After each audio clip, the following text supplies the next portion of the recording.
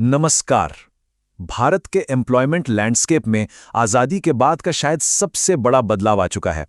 और ये एक ऐसी उथल-पुथल है जो हर एम्प्लॉय और हर कंपनी को अफेक्ट करने वाली है। जी हाँ, आपने सही सुना। 29 पुराने कॉम्प्लिकेटेड लेबर लॉज अब खत्म कर दिए गए हैं। मतलब इंडिया में काम करने का पूरा सिस्टम ही अब बदल चुका है। तो जाहिर है सबसे बड़े सवाल यही उठते हैं कि इन बदलावों का सैलरी पर, जॉब सिक्योरिटी पर और वर्क प्लेस सेफ्टी पर आखिर क्या असर पड़ेगा। आज के इस एनालिसिस में हम इन्हीं सवालों के जवाब ढूंढने की कोशिश करेंगे। देखिए, अब तक होता ये था कि भारत में लेबर सेक्टर को 29, जी हाँ 29 अलग अलग कानून कंट्रोल करते थे। इनमें से कई तो ब्रिटिश काल के थे, जो काफी कॉम्प्लिकेटेड और फ्रैंकली आउटडेटेड हो चुके थे। और अब उन 29 कानूनों की जगह आ गए हैं सिर्फ 4 नए सिंप्लीफाइड कोड्स। सरकार का एम एकदम क्लियर है, लॉज को सिंप्लीफाई करना और उन्हें आज के इंडस्ट्री के हिसाब से मॉडर्न बनाना। ठीक है, तो चलिए अब इसमें थोड़ा डीप डाइव करते हैं और समझते हैं कि आखिर इस इतने बड़े रिफॉर्म की जरूरत पड़ी ही क्यों और ये काम कैसे करेगा। प्रॉब्लम ये थी कि ये पुराने कानून फ्रैंकली आउटडेटेड हो चुके थे।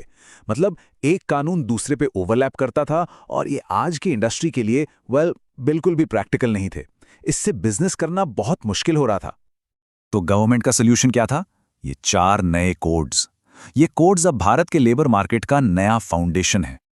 तो ये हैं वो 4 पिलर्स जिन पर अब सब कुछ बेस्ड है। The code on wages, social security, work place safety and health और इंडस्ट्रियल रिलेशंस। चलिए एक एक करके इनको समझते हैं। तो सबसे पहले बात करते हैं उस चीज की जो हम सबको डायरेक्टली अफेक्ट करती है, हमारी सैलरी का स्ट्रक्चर। तो सबसे बड़ा और सबसे इंपॉर्टेंट चेंज है ये 50% रूल। इस रूल के हिसाब से किसी भी एम्प्लॉई की जो बेसिक सैलरी है वो उसकी टोटल सैलरी यानी सीटीसी का एटलीस्ट 50% होनी ही चाहिए। This is mandatory. देखिए, अब तक क्या होता था, ज्यादातर कंपनीज बेसिक सैलरी को कम रखती थी और अलाउंसेस का हिस्सा बढ़ा देती थी। और ऐसा क्यों किया जाता था? ताकि प्रोविडेंट फंड यानी पीएफ और ग्रेच्युटी में उनका कंट्रीब्यूशन कम से कम रहे। और अब इस नए नियम के बाद पिक्चर कुछ ऐसी दिख रही है। बेसिक सैलरी अब मिनिमम 50% होगी ही होगी। जाहिर है इससे पूरा का पूरा सैलरी स्ट्रक्चर ही बदल जाएगा। तो इसका मतलब क्या है? देखिए, ये एक सीधा साधा ट्रेड ऑफ है। बेसिक सैलरी बढ़ेगी तो पीएफ और ग्रेच्युटी में कंट्रीब्यूशन भी बढ़ेगा। मतलब लॉन्ग टर्म सेविंग्स तो बढ़ेंगी, पर हो सकता है कि मंथली टेक होम सैलरी थोड़ी कम हो जाए। ठीक है, तो सैलरी की बात हो गई। चलिए अब आगे बढ़ते हैं और सोशल सिक्योरिटी और वर्क प्लेस सेफ्टी के नए रूल्स पर नजर डालते हैं। अब आते हैं एक ऐसे बदलाव पर जो सही मायनों में एक गेम चेंजर है, गिग वर्कर्स का इंक्लूजन। सोचिए, भारत में पहली बार ओला, उबर, जोमैटो जैसे प्लेटफॉर्म्स के लिए काम करने वाले लाखों लोगों को सोशल सिक्योरिटी के दायरे में लाया जा रहा है। इसका मतलब है कि उन्हें भी अब प्रोविडेंट फंड, पेंशन और इंश्योरेंस जैसी फैसिलिटीज मिल सकेंगी, जो अब तक फ्रैंकली उनके लिए बस एक सपना था। अच्छा, अब आते हैं ऑक्यूपेशनल सेफ्टी कोड यानी OSH कोड पर। इसका एक ही टारगेट है, जीरो एक्सीडेंट जीरो हार्म।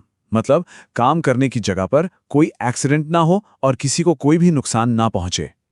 और इसे अचीव करने के लिए कुछ कॉन्क्रीट स्टेप्स लिए गए हैं, जैसे सभी इंडस्ट्रीज के लिए यूनिफॉर्म सेफ्टी स्टैंडर्ड्स, महिलाओं को जरूरी सेफ्टी प्रोविजंस के साथ नाइट शिफ्ट्स में काम करने की परमिशन, और हां, हर एम्प्लॉय के लिए एनुअल हेल्थ चेकअप। इतना ही नहीं, अब तो कॉन्ट्रैक्ट वर्कर्स की सेफ्टी भी मैंडेटरी कर दी गई है। चलिए अब बात करते हैं इन रिफॉर्म्स के शायद सबसे कंट्रोवर्शियल पार्ट की, इंडस्ट्रियल रिलेशंस। सीधे शब्दों में कहें तो हायरिंग और फायरिंग के नए नियम। और यही वो सवाल है जिस पर सबसे ज्यादा डिबेट हो रही है। क्या इन नए रूल्स से जॉब सिक्योरिटी कम हो गई है? देखिए, पहले रूल ये था कि जिन कंपनीज में 100 से ज्यादा एम्प्लॉयज हैं उन्हें लेऑफ्स के लिए गवर्नमेंट की परमिशन लेनी पड़ती थी। अब इस लिमिट को बढ़ाकर 300 एम्प्लॉयज कर दिया गया है। जाहिर है इससे कंपनीज को ज्यादा फ्लेक्सिबिलिटी मिलती है, लेकिन at the same time employees की जॉब पर अनसर्टेनिटी का खतरा भी बढ़ जाता है। इसके साथ ही एक और बड़ा चेंज है। अब किसी भी तरह की स्ट्राइक के लिए 14 दिन का नोटिस देना कंपलसरी है। मतलब अचानक होने वाली स्ट्राइक्स अब इलीगल मानी जाएंगी। सवाल यह है कि क्या यह सच में एक ऐतिहासिक सुधार है या फिर मजदूरों के अधिकारों पर एक बड़ा हमला? चलिए इसी को समझने की कोशिश करते हैं। तो इस बहस के बिल्कुल सेंटर में चलते हैं। देखिए, यहाँ दो बिल्कुल अलग अलग कहानियां हैं।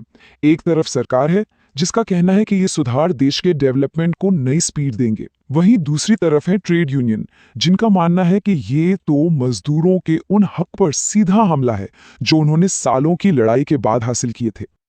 इस पूरे बदलाव की जड़ में है चीजों को एक साथ लाना, मतलब कंसोलिडेशन। पहले क्या था, हमारे देश में 29 अलग अलग और सच कहूं तो काफी उलझे हुए लेबर कानून थे।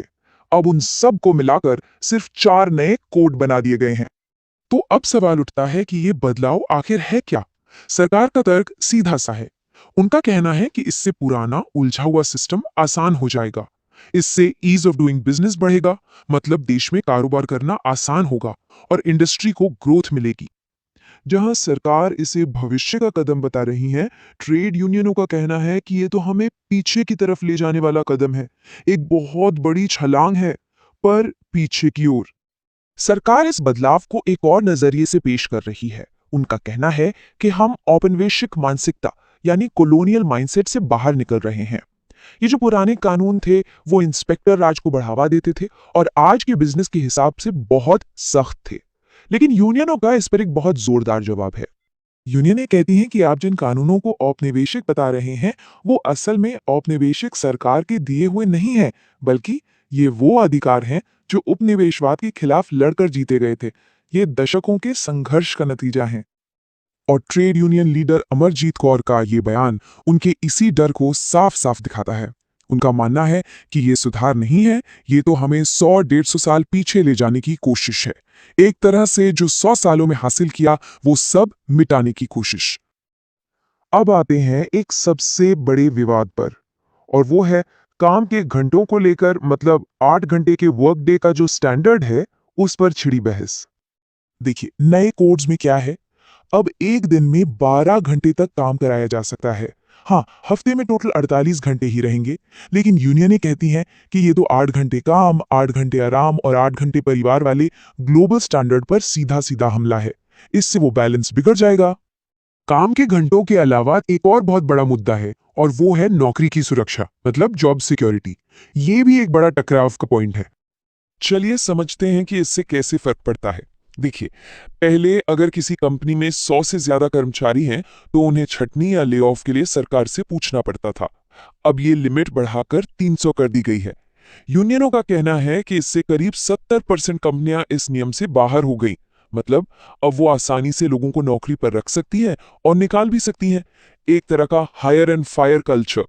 और बात यहीं खत्म नहीं होती। फिक्स टर्म एम्प्लॉयमेंट, मतलब कुछ तय समय के लिए नौकरी, इसका चलन भी बढ़ रहा है। यूनियनों का तर्क है कि जब नौकरी ही पक्की नहीं है तो कोई भी कर्मचारी यूनियन में शामिल होने या अपने हक के लिए आवाज उठाने से डरेगा। इससे कलेक्टिव बार्गेनिंग की ताकत कम होती है।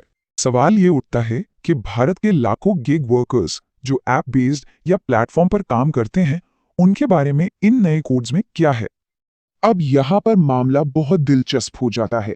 सरकार और यूनियनों के बीच एक बुनियादी फर्क है। सरकार कहती है कि हम गिग वर्कर्स के लिए एक सोशल सिक्योरिटी फंड बनाएंगे, जिसके लिए एक सेस, मतलब एक तरह का टैक्स लगेगा।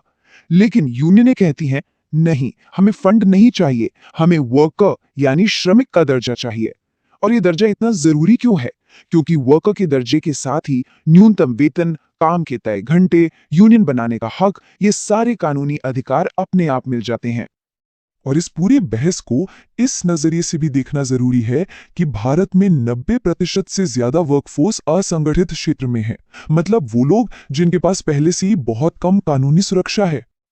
एक और चिंता का विषय है नेशनल फ्लोर वेज, मतलब एक राष्ट्रीय न्यूनतम मजदूरी। 2019 में इसे 178 रुपए तय किया गया था। यूनियनें इसे मजाक कहती हैं। क्यों? क्योंकि कई राज्यों में मिनिमम वेज इससे कहीं ज्यादा 400 रुपए से भी ऊपर है। तो डर ये है कि कहीं ये राष्ट्रीय फ्लोर वेज राज्यों की मजदूरी को बढ़ाने की जगह उसे नीचे न ले आए। तो इन सारे बदलावों का नतीजा क्या है? देश की बड़ी बड़ी ट्रेड यूनियनें अपनी लड़ाई को अगले लेवल पर ले जा रही हैं और उन्होंने बड़े पैमाने पर देशव्यापी विरोध प्रदर्शनों का ऐलान किया है। तो आखिर में ये सब हमें एक बहुत बड़े सवाल पर लाके खड़ा कर देता है। सवाल भारत की इकोनॉमी के भविष्य का है। क्या ये नए लेबर कोड देश में औद्योगिक शांति और तरक्की का नया दौर लाएंगे, या फिर ये एक ऐसे विरोध की आग जलाएंगे जो पूरे देश में फैल सकती है।